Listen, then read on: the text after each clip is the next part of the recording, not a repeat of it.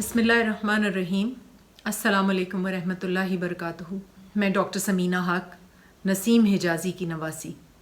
नसीम हिजाज़ी की नवासी होने के नाते मेरे फ़राइज़ में शामिल है कि मैं और एक मुहिब वतन पाकिस्तानी होने की वजह से भी मेरे फ़राइज़ में ये शामिल हो जाता है कि मैं नसीम हिजाज़ी का पैगाम जो उन्होंने अपने नावलों में दिया है वो आप सब के साथ पढ़ के हम उसको डिस्कस करें, आप तक वो पैगाम पहुंच जाए जो नसीम हिजाज़ी ने अपने नावलों में अपनी यूथ को देने की कोशिश की है। नसीम हिजाज़ी ने ये नावल दो मकासद से लिखे थे। एक तो ये कि इस्लामी तारीख़ महफूज हो जाए बग़ैर किसी इबहाम के, बग़ैर किसी झूठ के, जो सही तारीख़ है वो कलमबंद हो जाए। और दूसरा ये कि इन नावलों में नसीम हिजाज़ी, जैसे मैंने पहले अपनी वीडियोज़ में कहा, कि ज़मीं बोस हुई मुसलमानों की सल्तनतों की राख के ऊपर बैठ के वो ढूंढते हैं कि इसकी वजूहात क्या थीं, और अपनी यूथ को वो वार्न करते हैं कि हमने इन सारी साजिशों से कैसे बचना है। तो सबसे पहले मैंने चूज़ किया है इंडियन सब कॉन्टिनेंट, जिसमें बंगाल और मैसूर का डाउनफॉल इस नावल मौज़म अली में कलमबंद कर दिया गया है। मौज़म अली के बाद सीकुली है और तलवार टूट गई, जिसमें सुल्तान मौज़म टीपू सुल्तान का सारा दौर है, और वो एक जो बीम ऑफ लाइट था जो हमारे जो उस वक्त के मुसलमानों के लिए, उसकी सारी वाक़यात और उसका पहले उरूज और फिर ज़वाल और फिर उसकी सारी वजूहात के क्या हुआ था। आप देख रहे होंगे कि ये बड़ी बोसीदा सी किताब है। नाना जान ने सारा नावलों का सेट जो है मुझे अपने सिग्नेचर्स के साथ 11 जनवरी 1986 को दिया था। मेरे लिए ये बहुत प्रेशियस हैं, उनके हाथ के सिग्नेचर किए हुए नावल हैं और इनको मैं बहुत संभाल के रखती हूँ।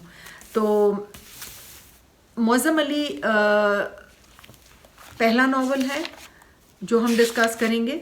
ये नावल नसीम हिजाज़ी ने मोहम्मद मुराद ख़ान जमाली के नाम किया है। इसके बाद हज़रत मोहम्मद अल्लामा इकबाल रहमतुल्लाह अलैह का एक शेर से ये नावल शुरू होता है। जाफ़र अज़ बंगाल उस सादिक अज़ दक्कन, नंगे मिलत नंगे दी नंगे वतन। ये शेर एग्जैक्टली पाकिस्तान के हालात हाज़रात पर भी फिट आता है।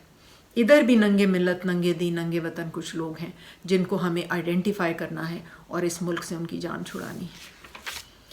पेश लफ्ज़ नसीम हिजाज़ी ने एबटाबाद 15 फरवरी 1957 यानी 1957 में एबटाबाद में लिखा था। बलूचिस्तान की मूवमेंट के बाद जब पाकिस्तान के साथ बलूचिस्तान का इल्हाक हो गया तो नसीम हिजाज़ी एबटाबाद मूव कर गए थे। वहाँ पे नाना जान कहते हैं कि मुझे अपना वो वतन गुरदासपुर जैसी खुशबुएँ आती थीं, वहाँ पहाड़ थे, बहुत सेरेनिटी थी और बहुत माहौल ऐसा था कि मैं अपने नावल जो थे उनको मुकम्मल कर सकता था। सुबह सुबह हॉर्स राइडिंग के लिए निकल जाते। बेहतरीन अरबी घोड़ों की कलेक्शन उनके पास हमेशा से ही रही और he was a very good horse rider. और ये सारी पुरफ़ज़ा मकाम उस अज़ीम नावल निगार के लिए बहुत ज़्यादा कंजीनियल साबित हुई और बेहतरीन नावल उन्होंने एबटाबाद में ही लिखे। इसका मैं आपको पेश लफ्ज़ जो है ये मैं पढ़ के सुनाती हूँ। चंद अपने ख़तूत के बारे में लिखने के बाद नसीम हिजाज़ी लिखते हैं कि आखिरी मार्का मुकम्मल करने के बाद मुझे जिन उलझनों और परेशानियों का सामना करना पड़ा, इनमें से कुछ तो कुदरत की तरफ से थीं और कुछ अपनी पैदा करदा थीं। चंद अहबाब मुल्क के सियासी हालात के पेश नज़र मेरी निगरानी में एक रोज़नामा अखबार जारी करने पर मुसर थे और मैं उन्हें ये जवाब ना दे सका कि मुझे मुल्क व मिलत के मसाइल से ज़्यादा अपनी तसानीफ से दिलचस्पी है। चुनांचे मैंने ये ज़िम्मेदारी कबूल कर ली और 1953 में रावलपिंडी से रोज़नामा कोहिस्तान जारी किया गया। इस मुहिम में मेरा साथ देने वालों को अपने माली वसाइल से ज़्यादा अपनी मेहनत और खुलूस पर भरोसा था। करीबन 1 साल मेरी तमाम तर तवज्जो कोहिस्तान पर मरकूज़ रही।